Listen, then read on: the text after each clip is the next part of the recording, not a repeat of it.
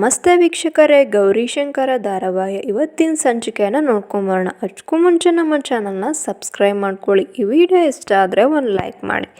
ಬನ್ನಿ ನೇರವಾಗಿ ವಿಡಿಯೋಗೆ ಹೋಗೋಣ. ಇಲ್ಲಿ ಶಂಕರನ್ಗೆ ಗೌರಿ ಹಳೆ ಫೋಟೋ ಸಿಕ್ಕಿರುತ್ತೆ. ಅದನ್ನು ನೋಡಿ ರೇಗಿಸ್ತಾ ಇರ್ತಾನೆ. ಅಮ್ಮಿಯವರೇ, ನೀವು ಎಷ್ಟು ಚೆನ್ನಾಗಿ ಕಾಣಿಸ್ತಾ ಇದ್ದೀರಾ, ನೀವು ನೋಡೋದಕ್ಕೆ ತೇಟು ಆ್ಯಪಲ್ ಥರನೇ ಗುಂಡು ಗುಂಡಾಗಿ ಕಾಣಿಸ್ತಾ ಇದ್ದೀರಾ ಅಮ್ಮಿಯವರೇ ಅಂತ ಹೇಳಿ ಹೇಳ್ತಿರ್ತಾರೆ. ಗೌರಿ ಅವರು, ನೋಡಿ ಜೋಗಿ ಅವರೇ, ಫೋಟೋನ ಕೊಡಿ, ಸುಮ್ಮನೆ ಮಾತಾಡಬೇಡಿ ಅಂತೇಳಿ ಫೋಟೋನ ಇಸ್ಕೊತಾ ಇರ್ತಾಳೆ. ಹೀಗೆ ಅವರು ಆಚೆ ಬರ್ತಾ ಇದ್ದಾರೆ. ಯಾಕಂದರೆ ರುದ್ರ ಸೌಂಡ್ ಮಾಡ್ತಾ ಇರ್ತಾನೆ. ಆಚೆ ಬಂದಾಗ ಶಂಕರನ್ಗೆ ಇಲ್ಲಿ ಸುನಂದ ಅವ್ರ ಗೆಜ್ಜೆ ಸಿಗುತ್ತೆ.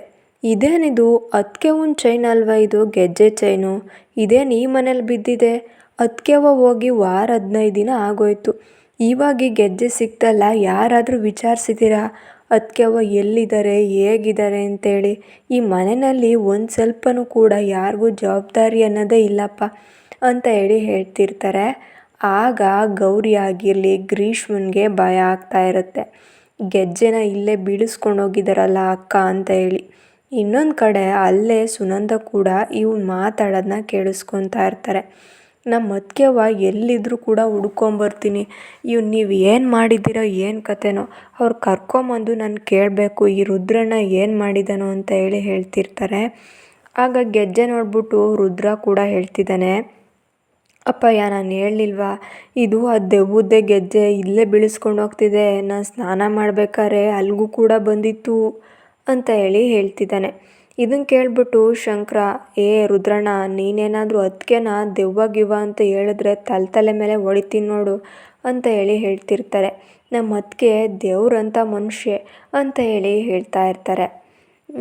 ಆಮೇಲೆ ಅವರೆಲ್ಲರೂ ಕೂಡ ರೂಮ್ಗೆ ಹೋಗ್ಬಿಡ್ತಾರೆ. ಗೆಜ್ಜೆನ ಗ್ರೀಷ್ಮಿ ಕೈಲಿ ಕೊಟ್ಟಿರ್ತಾರೆ. ಗ್ರೀಷ್ಮ, ನೀನು ಗೆಜ್ಜೆನ ಇಟ್ಕೊಂಡಿರು.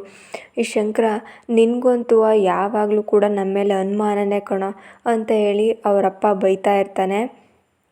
ಅವರು ಅಲ್ಲಿಂದ ಆ ಕಡೆ ರೂಮ್ ಕಡೆ ಹೋಗ್ತಾ ಇದ್ದಾರೆ. ನೋಡು, ನಾವು ಯಾರು ಕೂಡ ಏನು ಮಾಡಿಲ್ಲ, ನಿಮ್ಮ ಅತ್ತಿಗೆ ತವ್ರ ಮನೆಗೆ ಹೋಗಿದ್ದಾಳೆ, ಹೋಗೋ ಅರೆಬರೆನಲ್ಲಿ ಅರ್ಜೆಂಟಾಗೆ ಹೋಗೋ ಅವಸರದಾಗೆ ಗೆಜ್ಜೆನ ಇಲ್ಲೇ ಬೀಳ್ಸೋಗಿದ್ದಾಳೆ ಅಷ್ಟೇ, ಬೇರೆ ನಿಮ್ಮ ಅತ್ತಿಗೆನ ನಾವೇನು ಮಾಡಿಲ್ಲ ಅಂತೇಳಿ ಹೇಳ್ತಾ ಇರ್ತಾರೆ. ಈ ಕಡೆ ಗ್ರೀಷ್ಮ ಮತ್ತು ಅಜ್ಜಿ ಎಲ್ಲರೂ ಕೂಡ ಕೂತ್ಕೊಂಡಿದ್ದಾರೆ. ಸುನಂದು ಕೂಡ ಇದ್ದಾಳೆ. ಸುನಂದ ಅವರು ಹೇಳ್ತಾ ಇರ್ತಾರೆ, ಅಲ್ಲ, ನನ್ನ ಶಂಕರನ್ಗೆ ನನ್ನ ಮೇಲೆ ಎಷ್ಟು ಪ್ರೀತಿ, ಎಷ್ಟು ವಿಶ್ವಾಸ, ಮಾತಿಗೂ ನನ್ನ ಅತ್ತಿಗೆ ಅಂತ ಹೇಳಿ ಎಷ್ಟು ಚೆನ್ನಾಗಿ ಮಾತಾಡ್ತಿದ್ದ. ಅವ್ನು ಮಾತಾಡೋದು ನೋಡಿದರೆ ಸತ್ಯ ಎಲ್ಲ ಹೇಳಬೇಕು ಅನ್ನಿಸ್ತಾ ಇದೆ, ಸತ್ಯ ಹೇಳ್ಬಿಡೋಣ ಅವ್ನು ಮುಂದೆ ಅಂತ ಹೋಗಬೇಕು ಅನಿಸ್ತಿತ್ತು. ಆದರೆ ಅವನಿಗೆ ಮೋಸ ಮಾಡೋದಕ್ಕೆ ನನಗೆ ಇಷ್ಟ ಇಲ್ಲ ಅಂತೇಳಿ ಹೇಳ್ತಾ ಇರ್ತಾರೆ.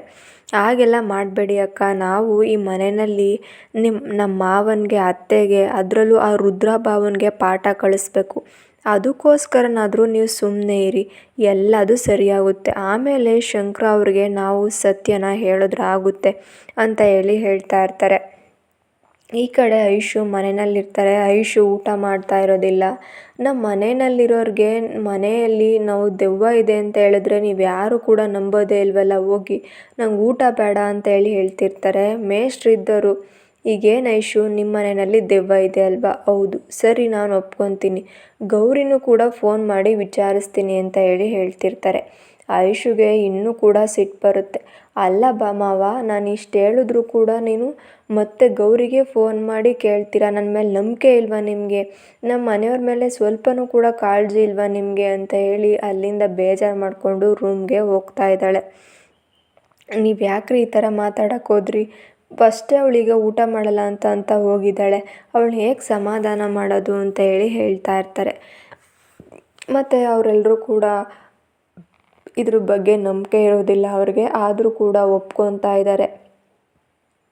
ಇನ್ನೊಂದು ಕಡೆ ಇಲ್ಲಿ ಬೇಜಾರಲ್ಲಿರ್ತಾರೆ. ಶಂಕರನ್ಗೆ ಸತ್ಯ ಹೇಳಿಬಿಡಬೇಕು ಅಂತ ಹೇಳಿ, ಬೇಡ ಅಕ್ಕ, ಇದೊಂದು ಸ್ವಲ್ಪ ದಿನ ಸಮಾಧಾನ ಮಾಡ್ಕೊಳ್ಳಿ, ನಿಮ್ಮನ್ನೇ ಮಣ್ಣಲ್ಲಿ ಹಾಕಿ ಹಾಕೋದಕ್ಕೆ ಹೋಗಿದ್ರು ಆ 3 ಜನ, ಅವ್ರಿಗೆಲ್ಲ ಒಂದು ಪ್ರಾಯಶ್ಚಿತ್ತ ಅನ್ನೋದಾಗಲಿ, ಅವ್ರಿಗೆಲ್ಲ ನಾ ಮಾಡಿರೋದು ತಪ್ಪು ಅನ್ನೋದು ಗೊತ್ತಾಗಲಿ ಅಂತ ಹೇಳಿ ಹೇಳ್ತಾ ಇದ್ದಾಳೆ ಗೌರಿ.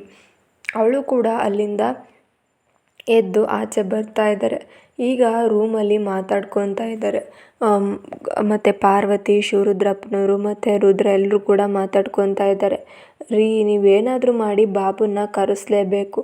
ಕರೆಸಿ ಅವ್ರನ್ನ ಈ ಮನೆಗೆ ಶಾಂತಿ ಮಾಡಿಸ್ಲೇಬೇಕು. ಇಲ್ದಿದ್ರೆ ರುದ್ರ ಮತ್ತು ನಮ್ಮ ಗ್ರೀಷ್ಮ ಚೆನ್ನಾಗಿರಲ್ಲ. ಅವ್ರು ಚೆನ್ನಾಗಿ ಜೀವನ ಮಾಡೋದಕ್ಕೆ ಆಗೋದಿಲ್ಲ ಅಂತೇಳಿ ಹೇಳ್ತಿದ್ದಾರೆ. ಇನ್ನೊಂದು ಕಡೆ ಶಂಕರ ಪೊಲೀಸ್ ಸ್ಟೇಷನ್ಗೆ ಫೋನ್ ಮಾಡಿ ವಿಚಾರಿಸ್ತಾ ಇದ್ದಾನೆ.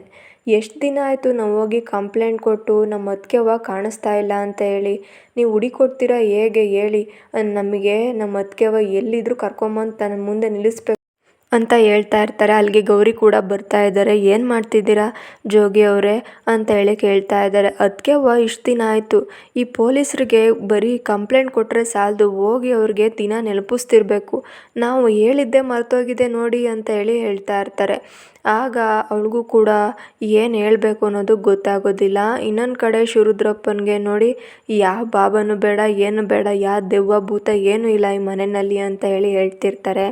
ಅಯ್ಯೋ ಅಪ್ಪಯ್ಯ, ಹಂಗೆಲ್ಲ ಅಂದ್ಕೊಂಬೇಡ, ಈ ಮನೆಯಲ್ಲಿ ದೆವ್ವ ಇದೆ. ನಿನ್ನ ಬಾಬುನ ಕರೆಸಿದ್ರೆ ಮಾತ್ರ ನಾನು ಆಚೆ ಕಾಲಿಡೋದು, ಇಲ್ದಿದ್ರೆ ನಮ್ಮ ಮನೆ ಬಿಟ್ಟು ಎಲ್ಲೂ ಹೋಗಲ್ಲ ಅಂತ ಹೇಳಿ ಹೇಳ್ತಿರ್ತಾರೆ.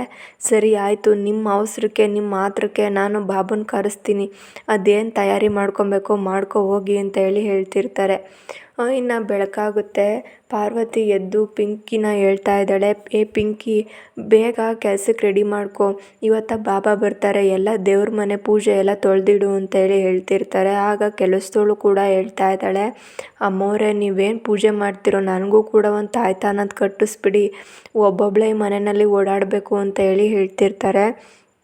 ಸರಿ ಆಯಿತು ಬಿಡು, ಕಟ್ಟಿಸ್ತೀನಿ ಅಂತ ಹೇಳಿ ಹೇಳ್ತಿರ್ತಾರೆ.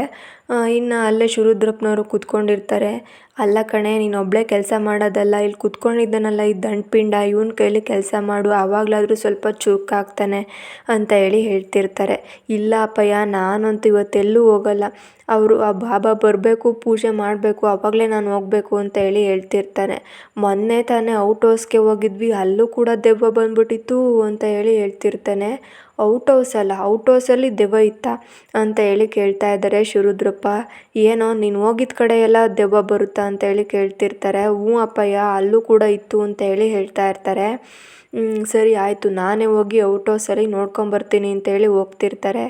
ಬೇಡ ರೀ, ನೀವೆಲ್ಲೂ ಹೋಗ್ಬೇಡ್ರಿ, ಇಲ್ಲೇ ಕೂತ್ಕೊಳ್ರಿ, ಆ ದೆವ್ವ ಸರಿ ಇಲ್ಲ ಅಂತೇಳಿ ಪಾರ್ವತಿ ಹೇಳ್ತಿರ್ತಾರೆ. ಅಜ್ಜಿ ಕೂಡ ನೋಡ್ತಾ ಇರ್ತಾರೆ. ಯಾಕಂದರೆ ಔಟ್ ಹೌಸಲ್ಲೇ ಸುನಂದ ಇರೋದು, ಇಲ್ಲಿ ಹೋಗ್ಬಿಟ್ರೆ ಅವಳು ಸಿಗಾಕ್ಕೊಳ್ತಾಳೆ ಅಂತ ಅನ್ಕೊತಿರ್ತಾರೆ. ಇನ್ನೊಂದು ಕಡೆ ಶಂಕರನಿಗೆ ಫೋನ್ ಮಾಡ್ತಾ ಇದ್ದಾಳೆ ಗೌರಿ. ಫೋನ್ ಮಾಡಿಬಿಟ್ಟು ಇವತ್ತು ಬಾಬುನ ಕರೆಸ್ತಾ ಇದ್ದಾರೆ ಮನೆಯಲ್ಲಿ ಅಂತ ಹೇಳಿ ಹೇಳ್ತಿರ್ತಾರೆ. ಬಾಬುನ ಯಾಕೆ ಕರೆಸ್ತಾರೆ ಮನೆಗೆ ಅಂತ ಹೇಳಿ ಕೇಳ್ತಾ ಇದ್ದಾರೆ. ಇನ್ನೇಂತಕ್ಕೆ, ಬಾಬಾ ಮತ್ತು ಅತ್ತೆ ಎಲ್ಲರೂ ಕೂಡ ಹೆದರ್ಕೊಂಡಿದ್ದಾರೆ, ಮನೆಯಲ್ಲಿ ದೆವ್ವ ಇದೆ ಅಂತ, ಅದಕ್ಕೆ ಬಿಡಿಸೋದಕ್ಕೆ ಬಾಬುನ ಕರೆಸ್ತಾ ಇದ್ದಾರೆ ಅಂತ ಹೇಳಿ ಹೇಳ್ತಿದ್ದಾರೆ. ಇದನ್ನು ಕೇಳಿ ಶಂಕರ, ಸರಿ ನಾನು ಈಗಲೇ ಬರ್ತೀನಿ, ಈಗಲೇ ಬಂದು ಮನೆಯಲ್ಲಿ ಏನೇನು ಮಾಡ್ತಿದ್ದಾರೆ, ಆ ಬಾಬಾ ಬಂದು ಏನು ಮಾಡ್ತಾರೆ ಅಂತ ನೋಡಬೇಕು, ನಾನು ಬರ್ತಾ ಇದ್ದೀನಿ ಅಂತ ಹೇಳಿ ಅಲ್ಲಿಂದ ಓಡ್ತಾನೆ.